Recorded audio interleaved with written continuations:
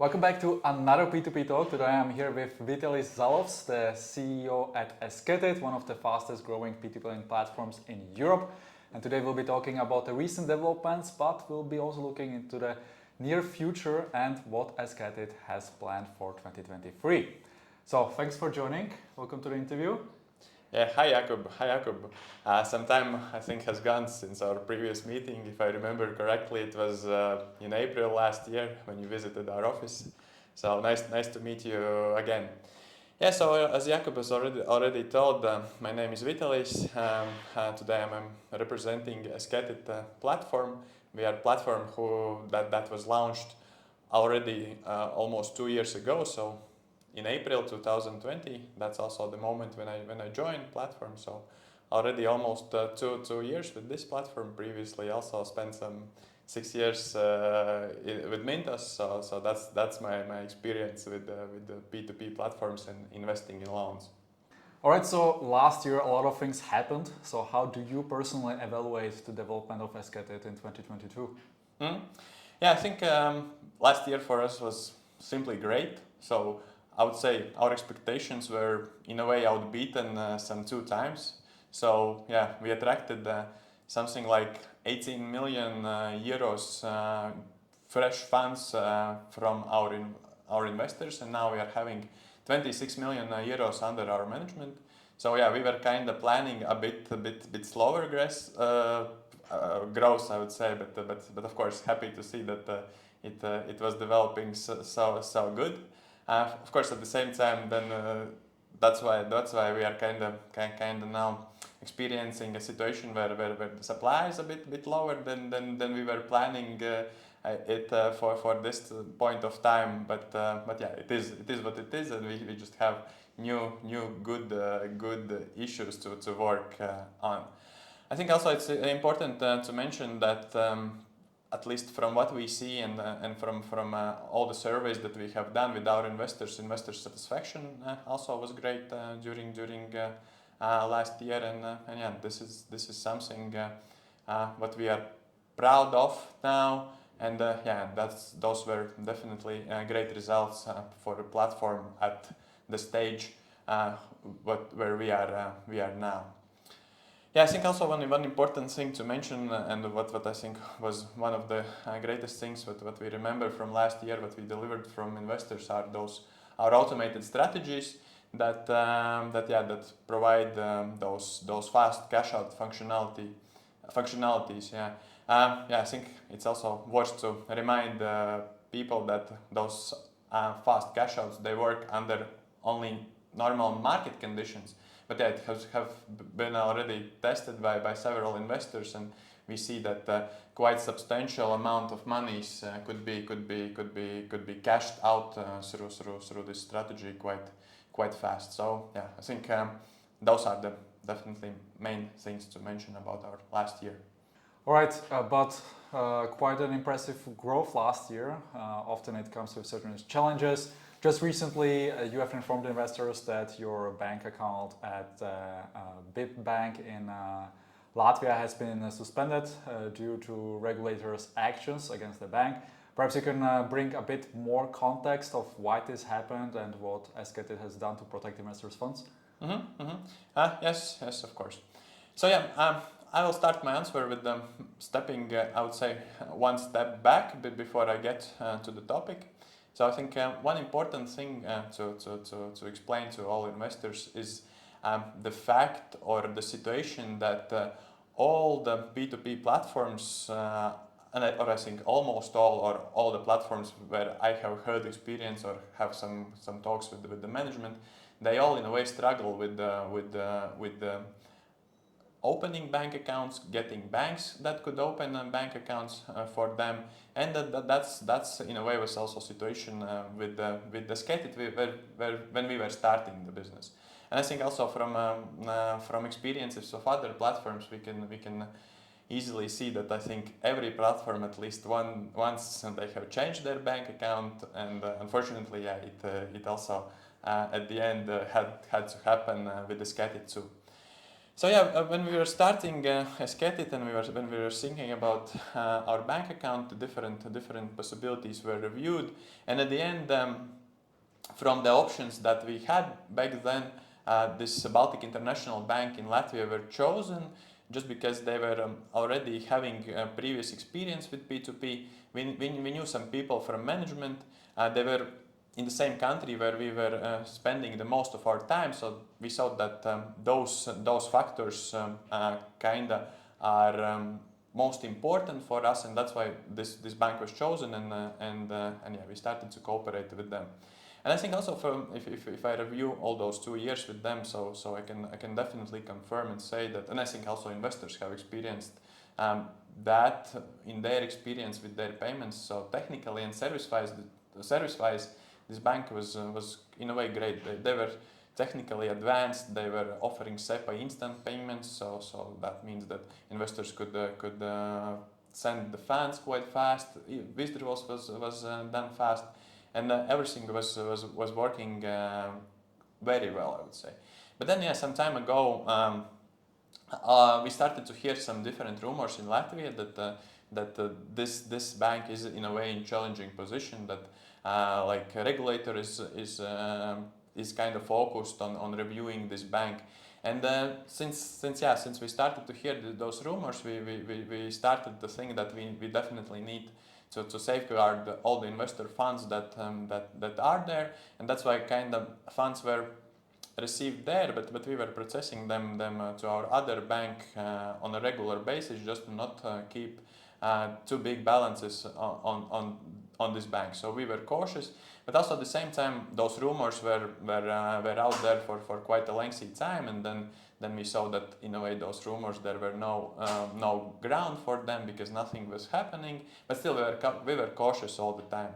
And then also I would say some months or two ago, then there was also some wave of rumors about it all, but we were still continuing to do kind of safeguarding those funds of investors by transferring them out, just to not have too big exposure if something happens. And yeah, unfortunately at one point this moment of their suspension came. And yeah, so good thing is definitely that not much of funds were left there, and most of them will be got back by deposit protection schemes that are there for banks. And yeah, now we have just started cooperating with another payment processor for investors' payments. Yeah, so one thing I think also worth to mention that I forgot to say is that also the reason why for example big banks are not willing to cooperate with platforms is just because platforms have quite a big amount of payments. A lot of those payments are quite small, but banks still need to monitor all those transactions, and that's why for many banks they just think that there is no business for them to do something like that. And that's why they just and it's much easier for them to refuse such a potential clients rather than start to think how to work with them. But yeah, to finish my story, now we are working with another payment processor. I think we were in the last months all our focus was on moving to use it for all our payments. Yeah, we see that everything is now working good. But still some payments maybe are delayed just because I would say we just need to do for many of our investors the KYC process from the beginning. We kind of have all our documentation on our side. Previously it was submitted to our previous bank, but now in some cases we need to again resubmit this to our new payment processor because they just don't have this information submitted. And then in those cases some payments stay on hold. So in those situations definitely reach out for us, and we will check and we will tell you what's happening. But at the same time, from statistics we see that from all the payment count that we are now receiving, I would say some 1 or 2% of payments are now kind of paused for those checks, and that's why in general we can talk that everything is definitely now working fine. But of course, each investor who experienced those pauses, of course they are not happy. But we will definitely solve all those problems and just approach us in any channel where we could be approached. So just to clarify, this had impacted only funds that were not invested, correct? Mm-hmm. Yes, of course, yeah. Just maybe for investors to understand and to educate them a bit more, but I guess this is kind of still already understood by every investor, but just to remind how it works. Yeah, so we get investor payments in. Once they get invested in loans of loan originators, we straight away kind of send those monies to loan originators. That's why from that moment when funds are invested, after some short time, they are processed to out for loan originators. And only funds that are staying on our accounts that are not invested in loans could be affected. But yeah, those funds were kind of processed out to other payment institution, not to be held there. So yeah. So to conclude, kind of this event, non-investors suffered any losses. For sure, yeah. That we can guarantee. Yeah. So that's quite an interesting protection mechanism. Some investors might think it was a bit luck that you heard rumors and you acted on them to protect investors' funds. What other systems do you have in place to protect investors? Mm-hmm. Yeah, maybe also to conclude on previous topic, one important thing that also is worth to mention.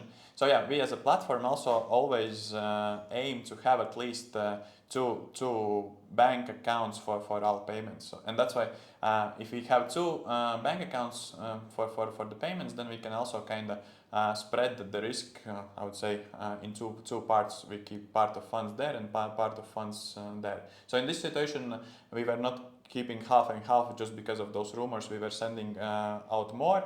But in normal situation, if everything would be fine, most probably we would be keeping 50-50.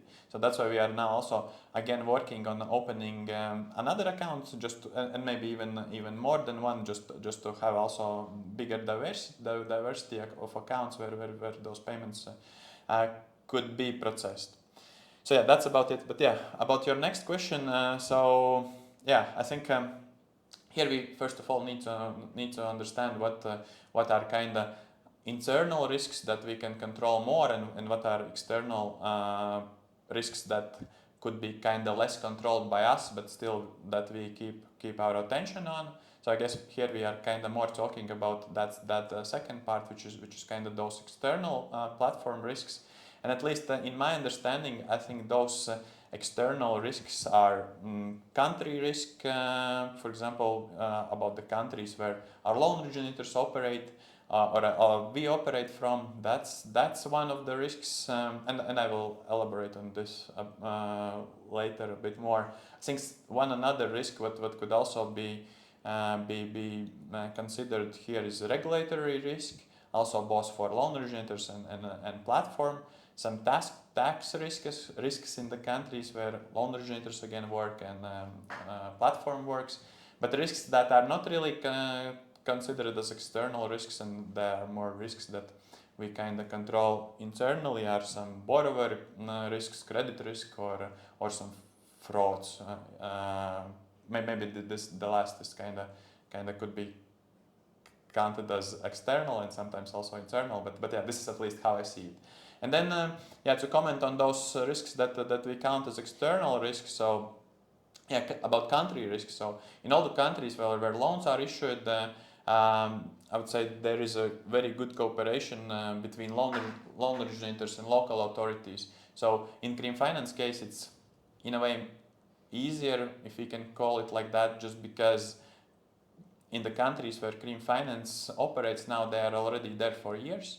So that's why they know how everything works in the countries, who are the right persons to contact, and they are in some associations in those countries, and that's why in such a way all the information about some changes in the country and all that is kind of shared and communicated with them like that. In Jordan case, I would say also situation is good, just because from the first day our loan originator is in contact with central bank there. So yeah, they have also I think we have previously also published that, and also that and it was shared with investors that they have letter from a central bank, which confirms that for the things that are being done now in Jordan by our loan originator, no license is needed. It could be just done, and it's confirmed by central bank. But still, we stay in contact with them there, just to be informed about all the happenings and all the possible changes if such will come. And I think next risk to mention is that regulatory risk.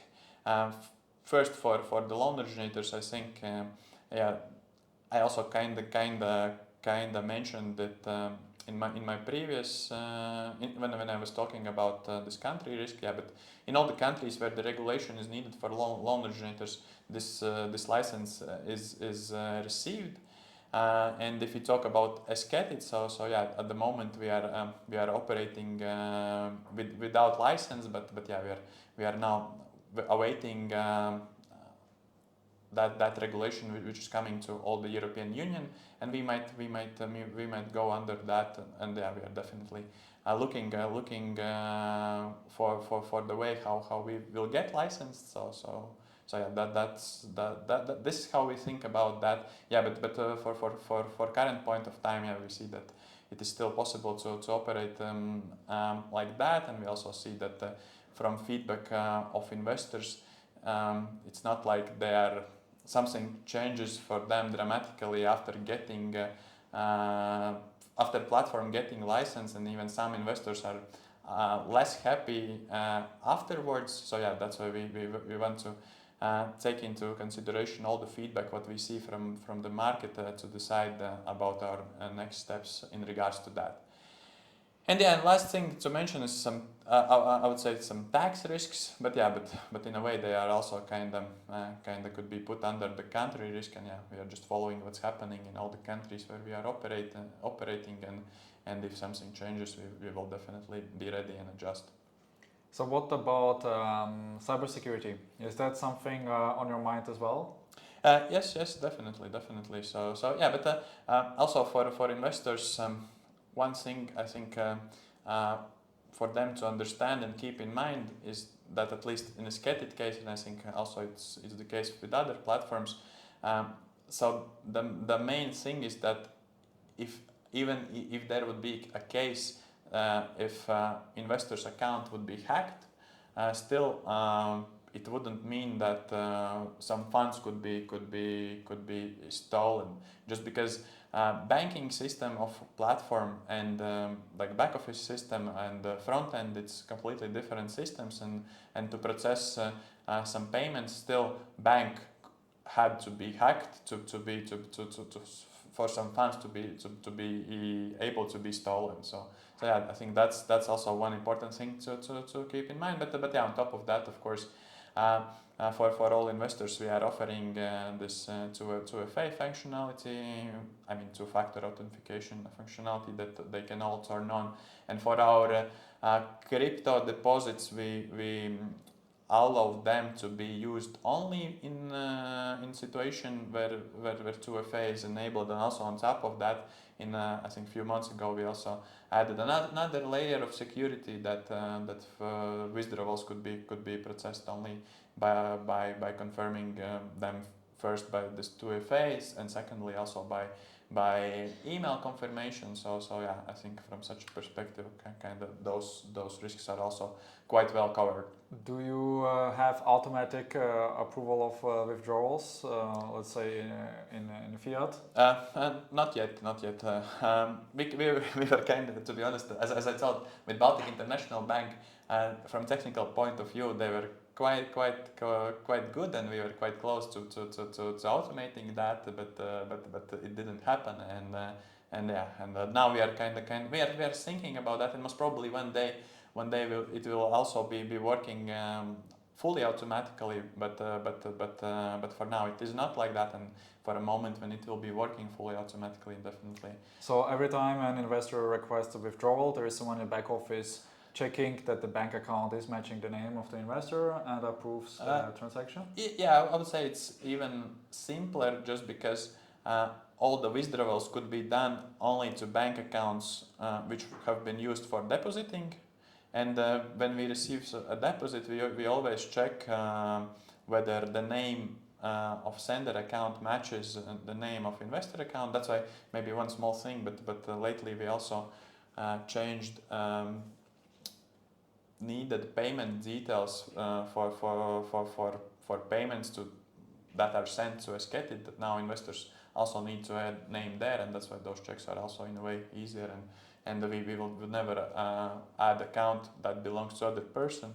What would happen in the situation where there is someone with the same name opens a bank account and sends money to a compromised account?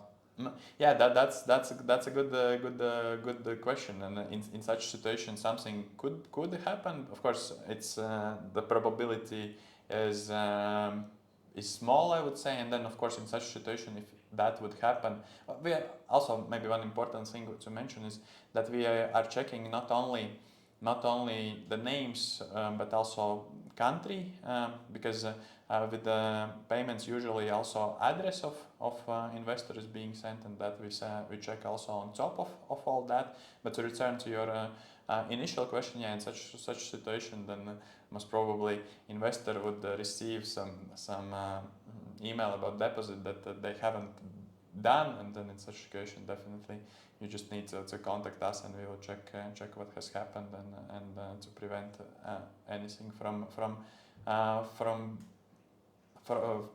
some frauds to happen. But also I would say in this situation, if investor would have 2FA enabled, then it would most probably solve the situation, of course, except if that situation when everything from the investor is stolen, and then I think the probability for that is rather small. One last question in this topic. Are Esketit's IT systems being audited by some external security firms? Yes. We do that. I would say quite regularly, and also our CTO and his guys, they are themselves kinda good in all that. But of course, always some external audit have to be done, and that we also do, and that's I would say, and this have to be done by every platform who deals. Should be done. Yeah, should be. It's always the case. That's questionable, but it should be done. Yeah. All right, let's move to the next topic, which concerns the current economic situation in Europe. On many P2P lending marketplaces, we have seen lenders struggling, extending loans, not repaying on time. How does the current macroeconomic environment impact the quality of the loan book from lenders that are listing loans on Esketit? So I would say in our situation, it's almost all good for us and for our loan originators. We have seen very small, not that significant changes, and I will tell you shortly about them. So in Green Finance situation, they are now listing loans from 3 different countries on Esketit platform. Those countries being Poland, Czech Republic, and Spain.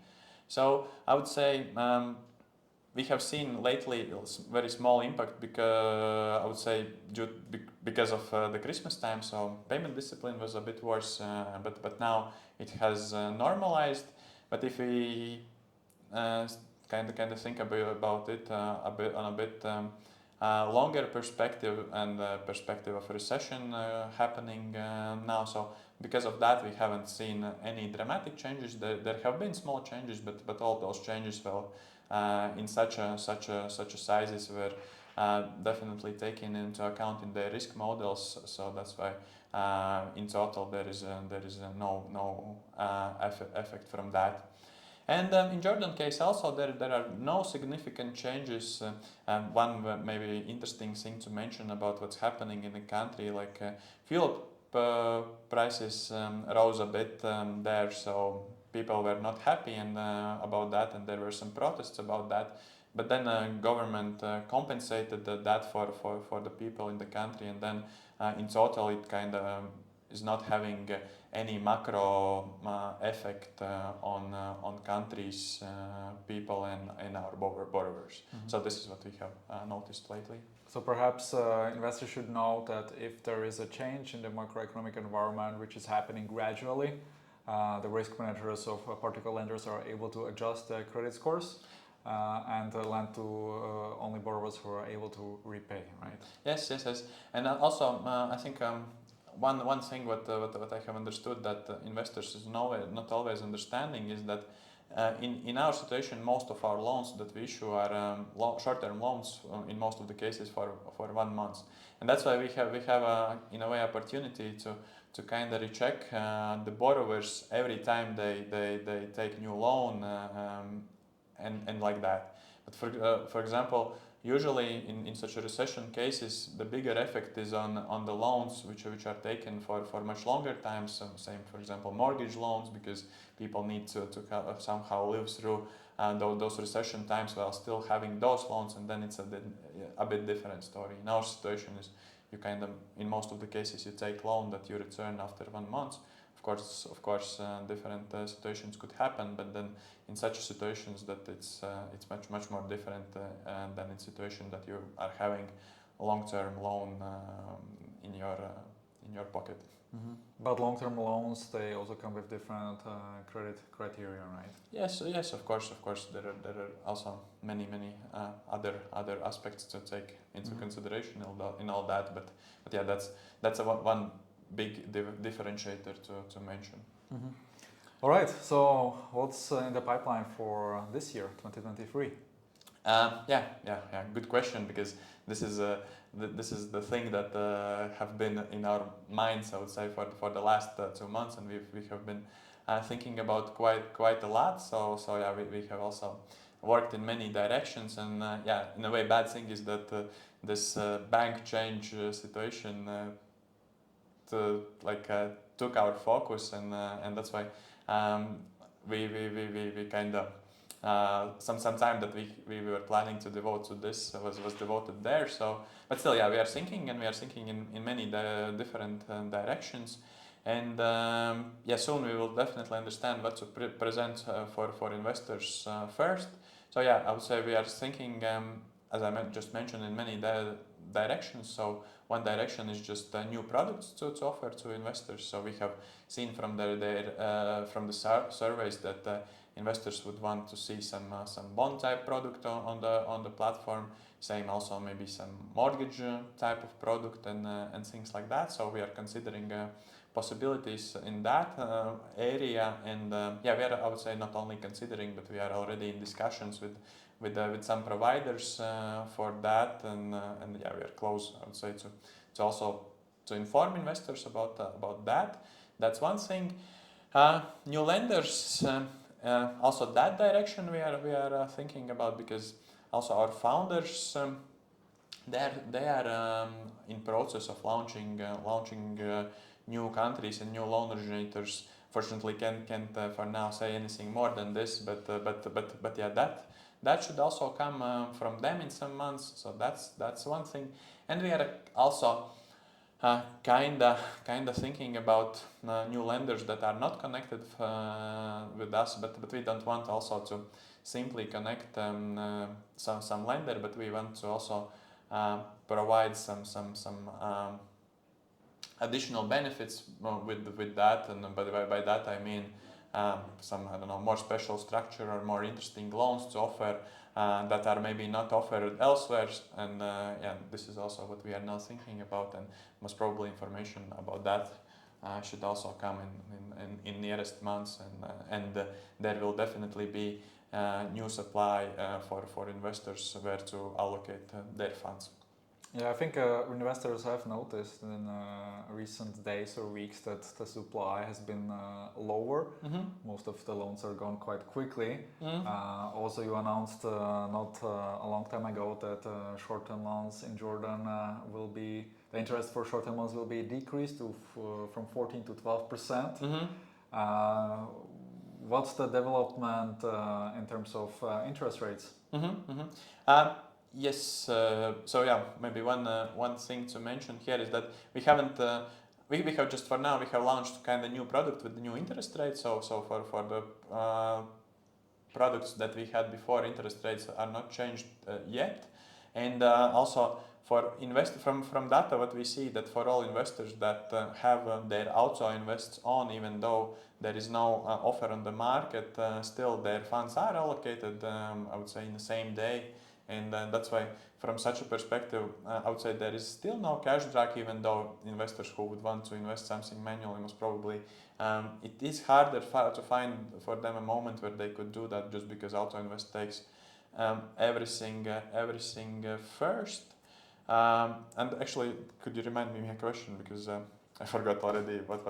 So how do you see the development of interest rate in the upcoming months?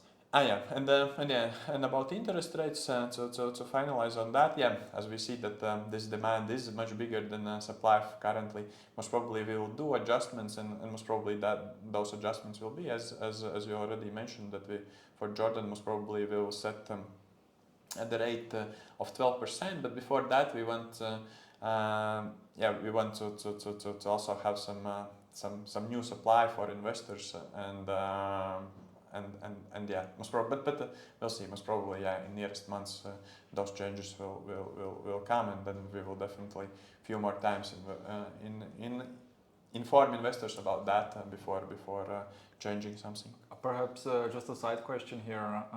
I know you have the Jordan automated strategy on Esketit, which now you have introduced long-term loans in Jordan.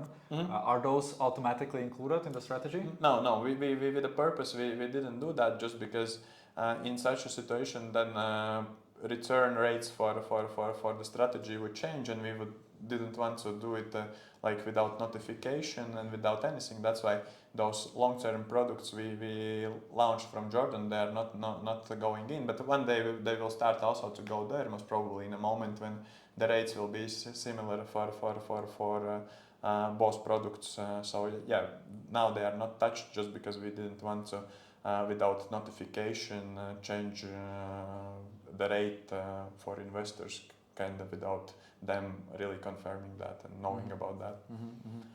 So now we have covered this aspect from like an investment product perspective. What about product development in terms of new features on the platform? There are some investors who would like to see a mobile app. Is this something in the pipeline?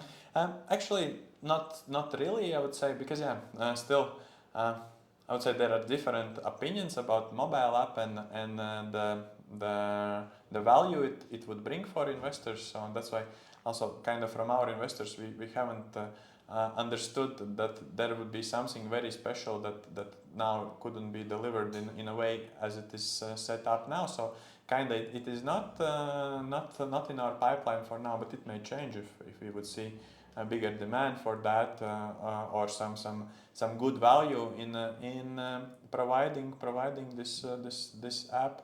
So that's one about products. I would say different thing is that, which is not really a product, but we are also thinking about maybe some updating of the platform.